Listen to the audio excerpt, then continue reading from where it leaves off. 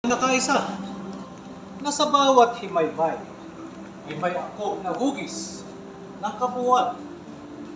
Isang pangheograpikong sakop ng mga lupain na walang kabawasan.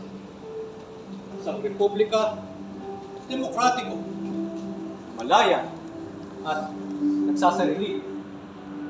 Ito'y siyang sagisag ng pambansang kalayaan na nagsasalarawan ng lahat ng kaakit-akit at dinadakila sa buhay ng Pilipino.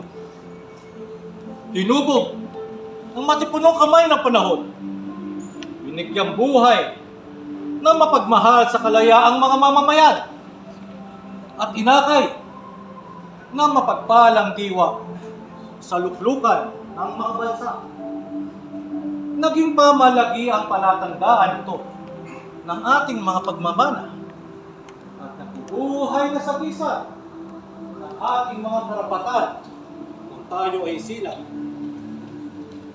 Sa kanyang pangalan, itinala ng kasaysayan ang pagkakatuklas at pagkakatatag ng isang bansa. Ang kaluluwa nito ay mabubuhay hanggang sa wakas ng panahon at kanyang matatayog na adhika ay matatapos lamang kapag ang mga bansa at ang mga lahi ay magmaliw ang ganap. Ang araw ay nangangahulugan ng kawalang hanggang buhay ng ating bansa at sa gisag ng palagiang liwanag na pumapatubay sa kapalaran ng ating lahi. Ang walong silahis ay kumakatawan sa unang mga lalawigang nagkasama-sama.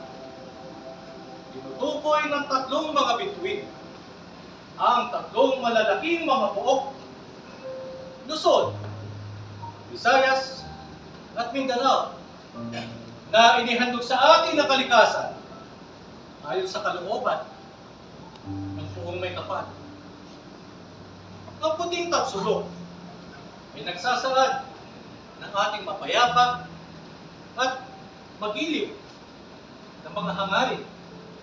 Gayon din ang ating katapatan at kawagasan ng ating mga gawain ng tatlong simulain ng masunarya: pagmamahal kapatid, pagsaklolo, at katotohanan.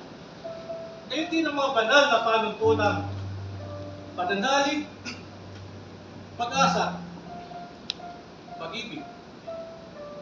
Ang bughaw na kalawakan ay nagpapakilala ng ating pag-ibig sa inang bayan, ating matayog na panuntunan at hangarin, at ang mabalad na habing pula ay nagpapahayag ng ating walang humpay na kakayahan na nagpapanatili sa atin sa isang bahagi sa kalawakan ng kalangitan. Sa kabuuan, ang tapsulok, ang araw, ang tatlong mga bituin na bumubuo ng ating watawan ay maliwanag ng mga sagisag ng pagkakapatiran ng tao sa ilalim ng patnubay ng pagiging ama ng Diyos. Ulat ang pinangarap ng ating mga ninuno, naway pumailan lang ito sa ibabaw ng lupain ng maliligayang mamamayan sa panghabang panahon. Ayun ang ating watawan. Umawagayway, isang sagisag ng pambihirang ganda at makabayang kahulugan. Ang ulirang palagihang pamanglaw ng ating mga mamamayan sa isang mapayapa, nagsasarili, at malayang pamumuhay.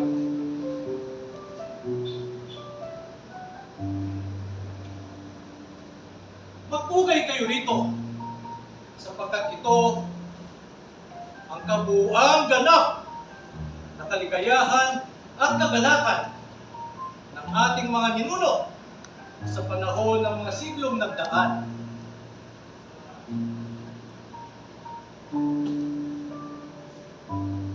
Hagkanin niyo ito sapagkat ito ang watawan ng mga magigiting na mga anak ng ating sinarahang Soliman at Maria Clara.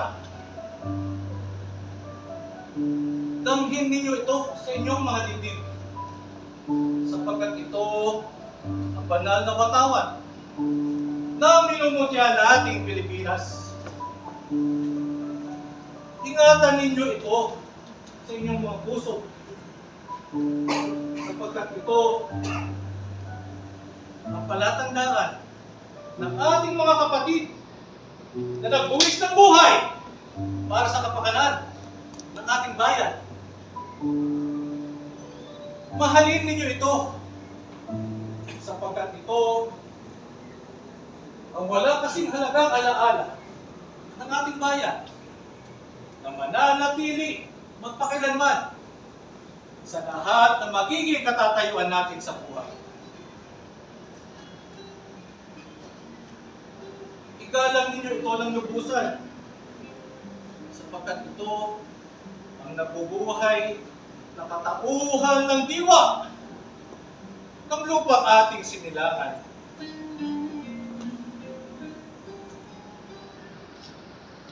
Pintuhuin ninyo ito, sapagkat ito ang banal na tibaban na pinantakip sa duguan at luray-luray na katawan ng ating mga kawan na nangabatay. Magpala at ialay ito sa may kapal, sapagkat ito ang bunga ng pagpapakasakit ng ating mga bayaning namamayapa na. At magtiwala sa makapangyarihang Diyos at sa makataong katarungan upang mapamalagin itong sa inyo at sa inyong mga anak at iaanak pa ng inyong mga anak. Luwalhatiin at lalong higit na pagpalain na ang mga namatay sa kapakanan nito sana hindi na mamatay ng walang kabuluhan